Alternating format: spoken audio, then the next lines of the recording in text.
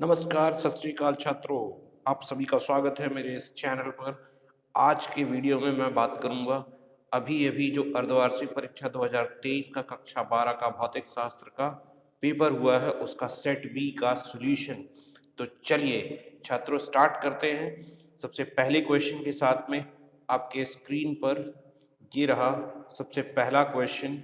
और सबसे पहला क्वेश्चन आपको दिख रहा है सही विकल्प का चयन करना है। तो सही विकल्प के चयन में सबसे पहला प्रश्न है, यदि कोई तरंग विरल माध्यम से सघन माध्यम में अपवर्तित होती है तो निम्नलिखित में से कौन सी राशि का मान बढ़ जाएगा। तो इसमें से राशि का मान बढ़ जाएगा क्वेश्चन बोल रहा है। आपको मालूम होना चाहिए कि आवृत्ति जो है आवृत्ति वो नियत रहती है, उसका अपवर्तन की घटना से कोई लेना देना नहीं है। और तरंग दैर्घ्य आपको मालूम होना चाहिए कि जो v equals to nu lambda N lambda, इसमें से अगर ये कांस्टेंट है नियत है तो अब हमारे पास में वेग और तरंग दैर्घ्य परिवर्तित होंगे। अब इसके बाद में हमें मालूम है कि जो विरल से सघन विरल माध्यम से सघन माध्यम में जाने में वेग कम हो जाता है, वेग कम हो जाएगा तो तरंग दैर्घ्य भी कम हो जाएगी।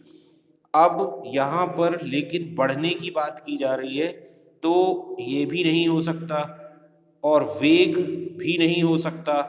तो अब इनमें से उपर्युक्त में से कोई नहीं ऑप्शन आपका सही उत्तर हो जाएगा।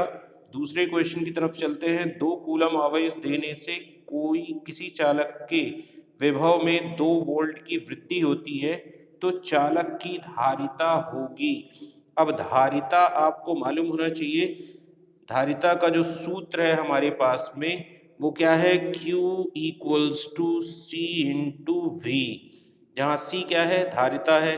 आवेश कितना दे रहे हैं आप 2 कूलम का, बटे विभव कितना है 2 वोल्ट का, तो सी का मान आपको कितना मिल जाएगा 1 फैरेड।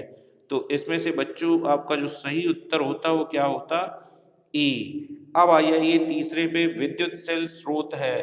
तो आपको मालूम होना चाहिए कि विद्युत सेल स्रोत क्या है, विद्युत ऊर्जा का। इसमें काफी कंफ्यूजिंग ऑप्शन था, कई बच्चों ने सोचा विद्युत धारा का, लेकिन उससे कहीं ज्यादा सही उत्तर होगा विद्युत ऊर्जा का। तो अगले क्वेश्चन की तरफ चलते हैं। अगला क्वेश्चन है, विद्युत चुंबकीय तरंगों की उत्पत्ति का कारण है। अब आपको विद्युत चुंबकीय तरंग वाले अध्याय में स्टार्टिंग में ही दिया गया है कि अगर कोई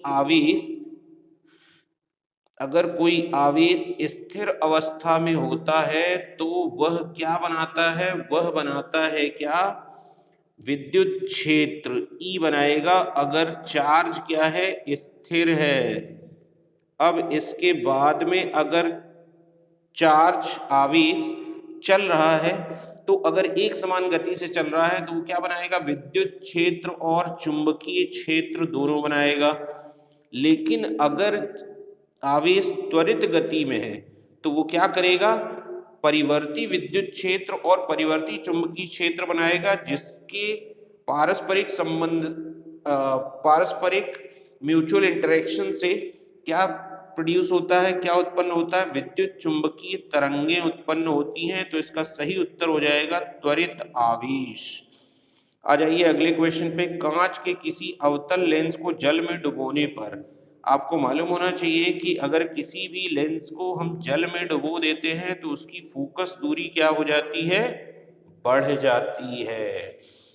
चलिए आगे बढ़ जाते हैं। अगला नेक्स्ट क्वेश्चन है, किसी विद्युत द्विध्रुव के केंद्र से r दूरी पर विद्युत विभव अनुक्रमानुपाती होगा। तो आपको मालूम होना चाहिए कि द्विध्रुव से जो दूरी होती है, किसी भी द्विध्रुव से किसी बिंदु पर जो विभव आता है वो कितना आता है, v equals to 1/4 pi epsilon dipole moment p upon r square. तो यहाँ पर आपको क्या मिल जाएगा, दूसरा उत्तर बिल्कुल सही हो जाएगा। अगला प्रश्न था रिक्त स्थान की पूर्ति कीजिए। पहला क्वेश्चन है, इसमें फोटोन का विराम द्रव्यमान कितना होता है? शून्य होता है। आपको मालूम होना चाहिए फोटोन का विराम द्रव्यमान शून्य होता है। दूसरे नंबर में, अंधेरे में फोटोग्राफी के लिए विद्युत चुम्बकीय तरंग का अवरक्त तरंगे, यहाँ पर आपको क्या लिखना चाहिए था? अवरक्त।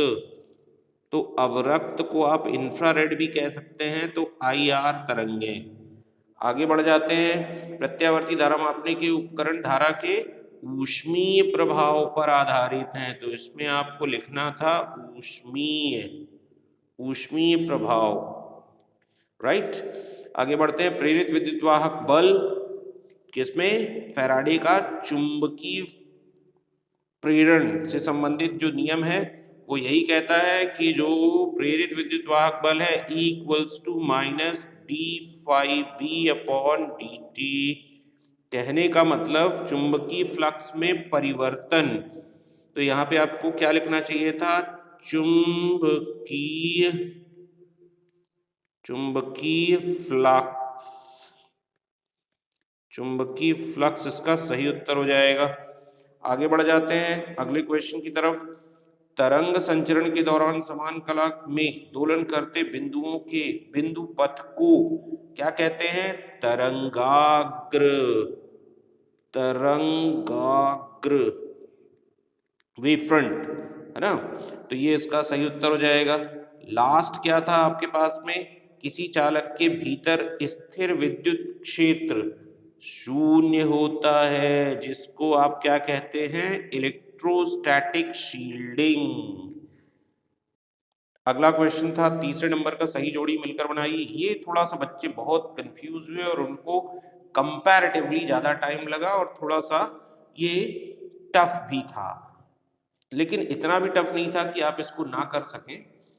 चलिए, तो सबसे पहला देखते हैं, शून्य सापेक्ष चुंबकनशीलता, चुंबकशीलता।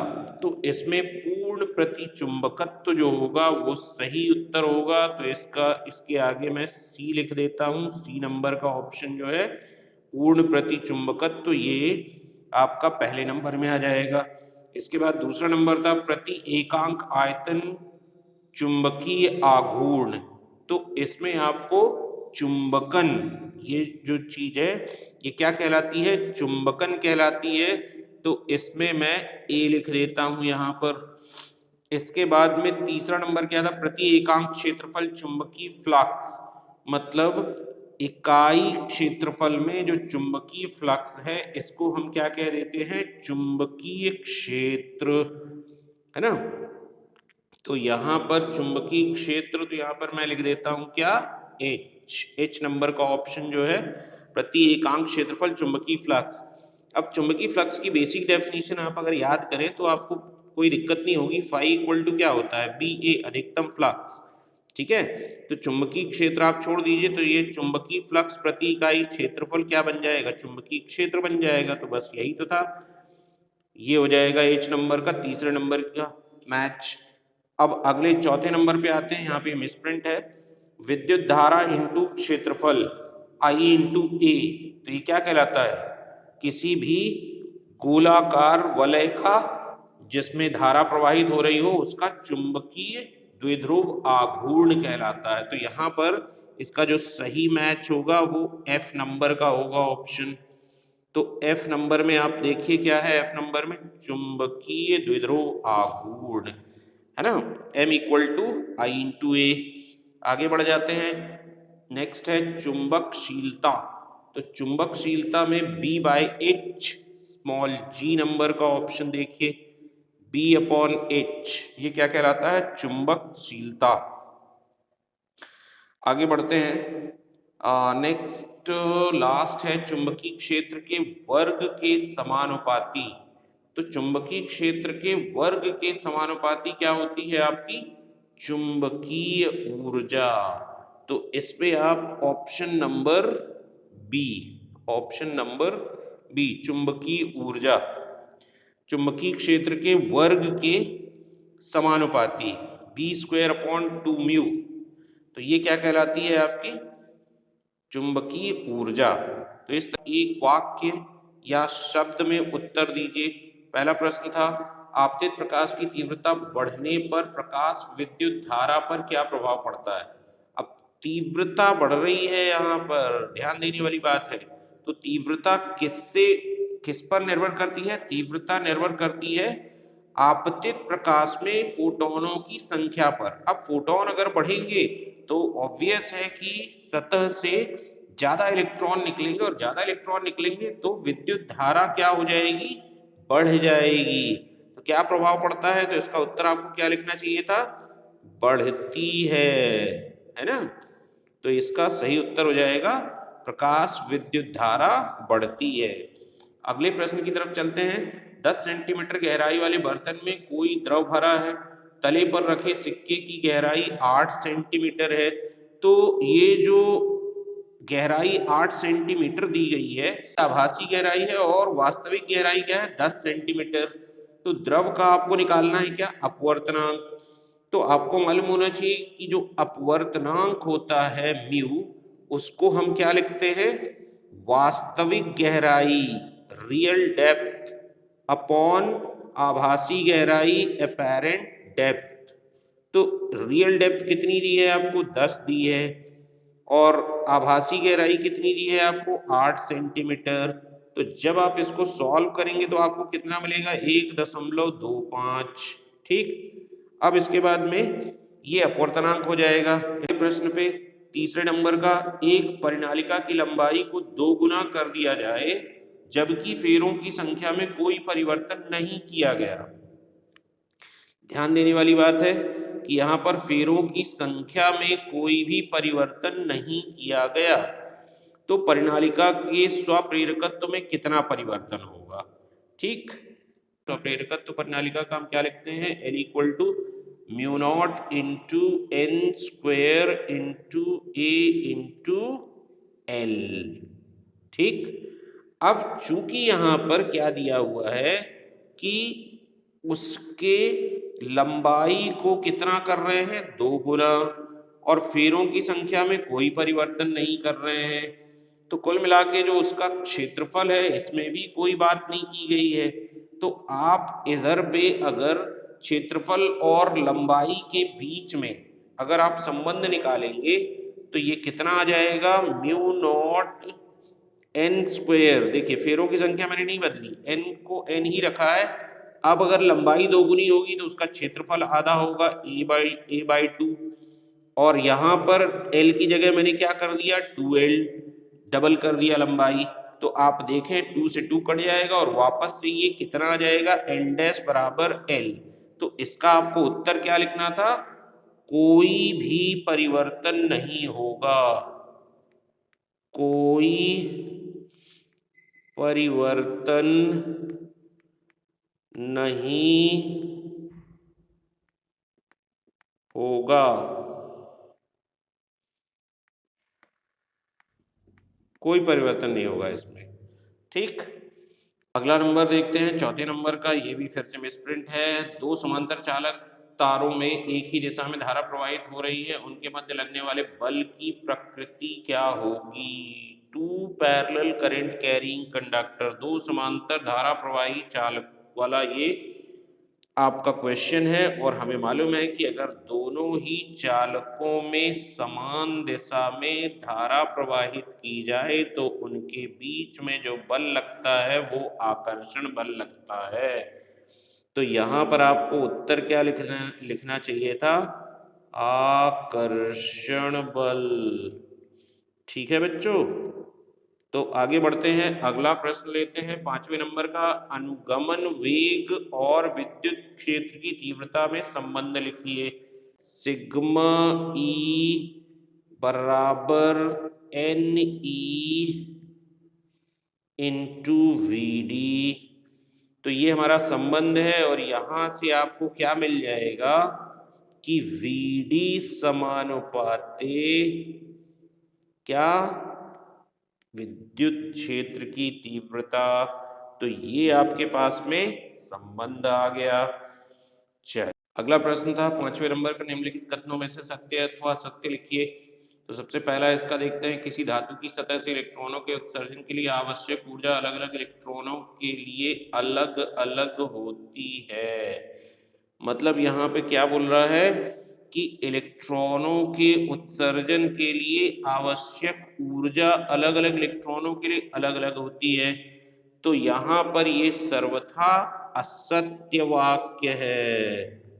असत्य। क्यों असत्य है, इसका रीजन बताता हूं मैं कि किसी भी धातु के लिए जो दहली आवृत्ति है, वह दहली आवृत्ति क्या होती है, नियत होती है। अगर आपने उतनी आवृत्ति उस सतह को दे दी तो उससे ज्यादा अगर आप आवृत्ति देते हैं तो वहां से इलेक्ट्रॉन उत्सर्जित होते रहेंगे। अगर उस दहली आवृत्ति से ज्यादा आवृत्ति करके आपने आवृत्ति अगर नियत कर दी और इसके बाद आप क्या बढ़ाते हैं, प्रकाश की तीव्रता, तो तीव्रता बढ़ाने से फोटोन की संख्या ज्यादा आपतित होगी और वहां से इलेक्ट्रॉन ज्यादा नंबर में निकलेंगे। तो यहाँ पर आवृत्ति की आवश्यकता अलग अलग इलेक्ट्रॉनों को निकालने के लिए अलग अलग नहीं है। तो ये जो कथन है, ये कथन क्या है, सर्वथा असत्य कथन है। चलिए दूसरे नंबर पे आते हैं। जब प्रकाश विरल माध्यम से सघन माध्यम, विरल माध्यम से सघन माध्यम में गमन करता है तो इसकी ऊर्जा कम हो जाती है। ये भी एक अच्छा क्वेश्चन था, बच्चे बहुत कंफ्यूज हुए हैं इसमें। इसमें ये भी कथन क्या है, असत्य है। अब मैं आपको बताता हूं ये कथन असत्य क्यों है। तो क्वेश्चन क्या बोल रहा है कि अपवर्तन की घटना के दौरान ऊर्जा कम हो जाती है। ऊर्जा तो कम होती ही नहीं है बच्चों। क्यों? क्योंकि अपवर्तन की घटना में जो फ्रीक्वेंसी है n, आवृत्ति है, वो आवृत्ति क्या होती है, नियत होती है। तो आवृत्ति जब नहीं परिवर्तित होगी बच्चों, तो ये बताइए कि जो ऊर्जा है E equal to H nu, H into N, तो ये कैसे परिवर्तित हो जाएगी जब ये परिवर्तित नहीं हो रहा है। तो ये जो कथन है ये क्या है, पूर्णतः असत्य कथन है। अगले प्रश्न पे आते हैं। ऑप्टिकल फाइबर में कोर का अपवर्तनांक क्लैडिंग के अपवर्तनांक से कम होता है।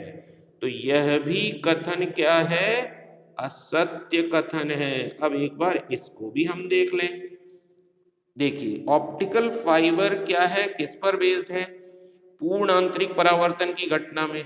और पूर्ण आंतरिक परावर्तन में क्या होता है, कोर हमारा मान लीजिए ये है, क्लैडिंग हमारा मान लीजिए ये है। तो ये क्लैडिंग है और ये कोर है। तो अब अगर इसका अपवर्तनांक, कोर का अपवर्तनांक क्लैडिंग से कम हो जाएगा, इसका अपवर्तनांक अगर इसके अपवर्तनांक से कम हो गया, तो ये बताइए कि प्रकाश, जो पूर्ण आंतरिक परावर्तन की जो पहली शर्त है कि प्रकाश को सघन से विरल की तरफ जाना चाहिए, तो यहाँ तो इसका अपवर्तनांक क्या है, कम है कोर का, और क्लैडिंग का अपवर्तनांक क्या है, ज्यादा है। तो ये तो क्या हुआ कि विरल से सघन की तरफ जा रही है, तो इसमें पूर्ण आंतरिक परावर्तन होगा ही नहीं। तो इस वजह से ये जो प्रश्न है ये क्या है, पूर्णतः असत्य प्रश्न है। अगले नंबर पे आते हैं। अगला नंबर चौथा है, छठवां लिखा हुआ है, आवेशित चालक के पृष्ठ के प्रत्येक बिंदु पर स्थिर वैद्युत क्षेत्र पृष्ठ के लंबवत होता है। तो ये जो कथन है ये कथन सत्य कथन है ना। आवेशित चालक के पृष्ठ के प्रत्येक बिंदु पर स्थिर वैद्युत क्षेत्र, सही है, चालक के प्रत्येक बिंदु पर चालक की सतह पर विद्युत क्षेत्र जो होता है वो पृष्ठ के लंबवत ही होता है। बिल्कुल सही है। अगला और लास्ट, किसी पदार्थ पर आवेश का मान एक इलेक्ट्रॉन आवेश का पूर्ण गुणज ही हो सकता है। क्वांटीकरण सिद्धांत, बिल्कुल सत्य कथन है ये। तो इसको आप क्या लिखेंगे, सत्य।